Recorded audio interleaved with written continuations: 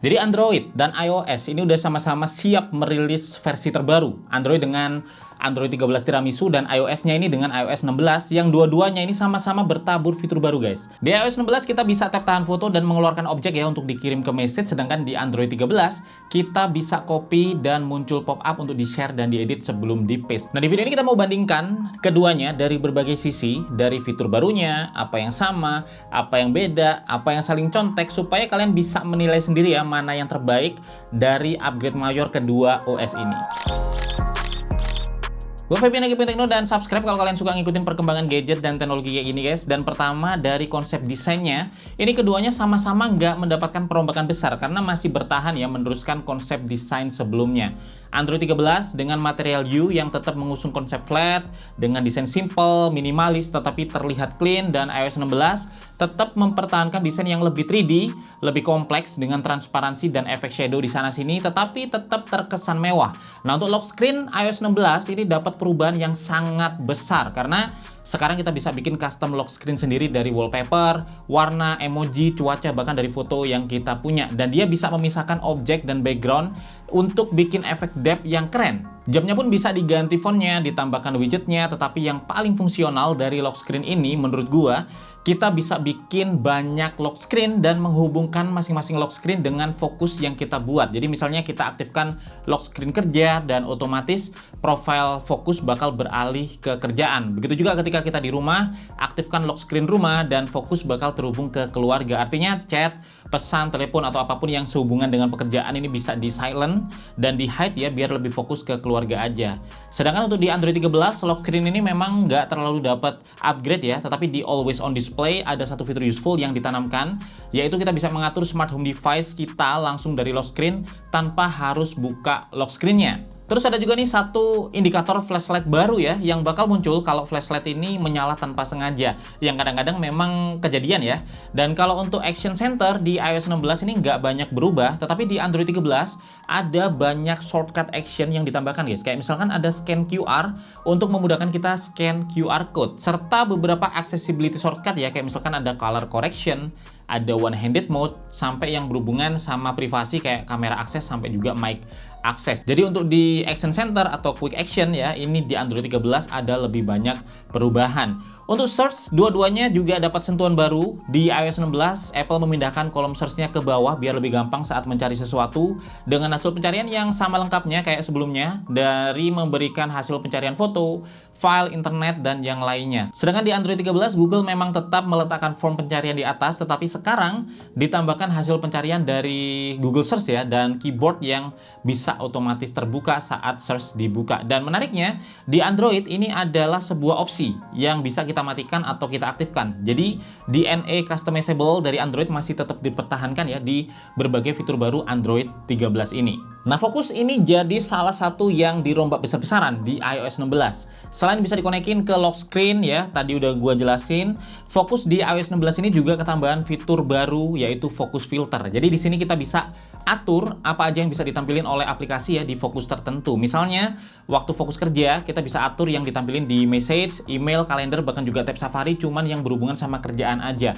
Atau saat fokus keluarga yang ditampilin di berbagai aplikasi message juga cuman chat dan pesan dari keluarga aja. Dan nantinya developer juga bisa menggunakan fitur ini di aplikasi mereka. Jadi kebayang ya nanti enaknya kalau lagi liburan kerja misalnya, WhatsApp kerjaan disembunyikan, jadi cuman muncul WhatsApp personal dan keluarga aja, itu bakal relaxing banget. Sedangkan di Android 13, fitur fokus ini belum dapat perombakan besar, masih tetap ya dengan fokus terjadwal dan pengaturan silent app yang cukup standar secara manual, meskipun memang di beberapa platform kayak One UI itu multifokus bisa ditambahkan. Dan live text video, ini jadi satu fitur baru menarik yang ditambahkan ke iOS 16, tapi belum terlihat di Android 13 sampai di seri beta 3-nya kali ini. Kalau untuk copy text dalam foto sih, baik di Android ataupun di iOS udah sama-sama powerful ya.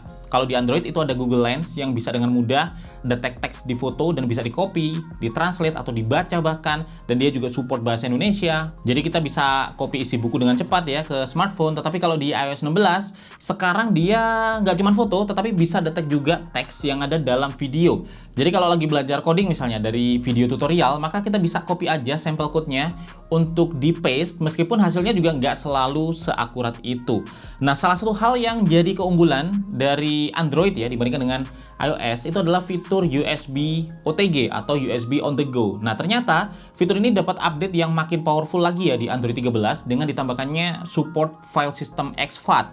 Jadi exFAT ini punya beberapa kelebihan guys, seperti dia bisa dibaca cross platform ya, terus kemudian punya limit file yang lebih besar dari FAT32.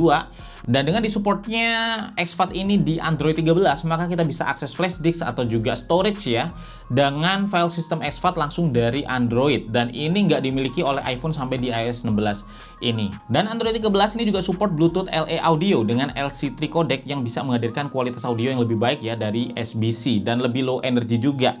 Jadi selain baterai dari TWS nantinya bisa lebih awet, ini juga menarik ya buat kita yang nggak punya budget buat beli earphone aptX Premium, karena LC3 ini bisa mengurangi gap kualitas antara SBC ya dan juga Premium aptX. Jadinya dengan earphone yang cukup standar nantinya kita bisa dapetin kualitas audio yang lebih baik, baik itu audio yang kita dengar atau juga audio call-nya. Nah, untuk fleksibilitas, meskipun di iOS 16 ini ada sedikit peningkatan ya melalui custom lock screen yang sekarang juga jauh lebih fleksibel daripada sebelumnya, tetapi harus diakui di Android 13 masih lebih fleksibel lagi. Jadi sekarang di Android 13 ini setiap aplikasi bahkan bisa kita kasih atau kita setting bahasanya secara berbeda, nggak harus ngikutin bahasa sistemnya. Terus buat yang pakai HP untuk multi-user, NFC profilnya juga bisa dibikin terpisah di masing-masing user. Lalu ada juga bandwidth limiter ya untuk membatasi kecepatan download. Bahkan hal-hal kecil kayak misalnya vibrate icon aja bisa ditampilin atau dimatiin ya sesuai dengan keinginan kita. Jadi untuk fleksibilitas di Android 13 seperti yang udah masih lebih tinggi daripada iOS 16. Lalu ada satu fitur di iOS 16 yang meskipun keren, tetapi mungkin nggak terlalu esensial ya, tapi keren memang. Dimana sekarang kita tinggal tap aja foto, dan objek bakal otomatis dipisah ya dengan backgroundnya, yang kemudian bisa kita slide aja atau swipe untuk dikirim ke email atau message. Dan ini kayak udah canggih banget ya sekarang karena ini semua hampir instan prosesnya. Tapi di sisi lain Android malah kebagian fitur yang cukup useful, dimana kalau kita copy teks ini bakal muncul pop-up yang bisa kita pakai ya buat share atau edit isi kopiannya sebelum kita paste. Jadi ini lebih fleksibel untuk clipboardnya. Dan kalau untuk privacy serta security dua-duanya udah dapat peningkatan juga di iOS 16. Ini kebagian fitur personal safety. Salah satunya melalui fitur safety check, dimana kita bisa mengatur sharing dan akses apa aja yang kita berikan ke orang tertentu. Kita bisa dengan mudah juga lihat siapa dapat akses privasi apa dan bisa langsung reset privacy dengan emergency reset privacy yang baru ini. Sedangkan kalau di Android 13 juga nggak mau kalah nih sebenarnya dengan nambahin private photo picker biar aplikasi nggak bisa mengakses foto atau video lain ya di galeri selain yang kita kasih aksesnya. Terus sekarang ketambahan juga izin akses notifikasi ya, jadi aplikasi yang baru aja kita install nggak bisa gitu aja ngirim atau ngebombardir kita dengan notifikasi kalau emang nggak kita allow. Lalu izin akses media yang sekarang juga dipisah ya untuk audio, foto, dan juga video, sampai pembatasan ke aplikasi yang kalian install dari luar Play Store, misalnya install langsung dari APK, biar nggak bisa mengakses Accessibility API, karena Accessibility API ini memang bisa membaca isi layar ya, dan kadang dimanfaatkan oleh banking trojan atau juga threat yang lainnya. Jadi security dan privacy ini semakin ketat baik di iOS 16 ataupun di Android 13.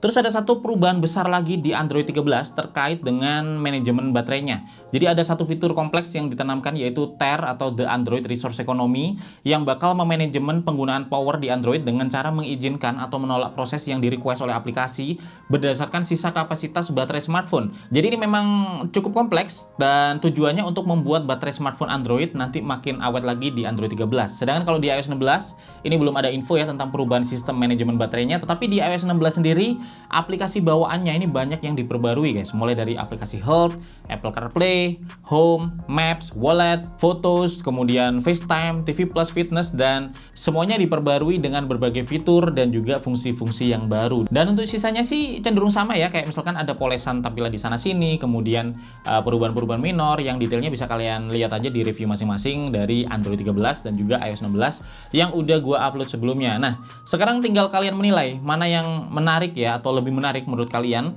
Tuliskan di kolom komentar pendapat kalian, dan gue bakal terus update berbagai info ya seputar perkembangan dari Android 13 dan juga iOS 16 sampai di perilisan finalnya nanti. Jadi like jika suka video ini, subscribe biar gue lebih semangat lagi bikin konten sharing kayak gini. Gue Febian dari Kepentingan Papilu guys, sampai ketemu lagi di video teknologi lainnya besok.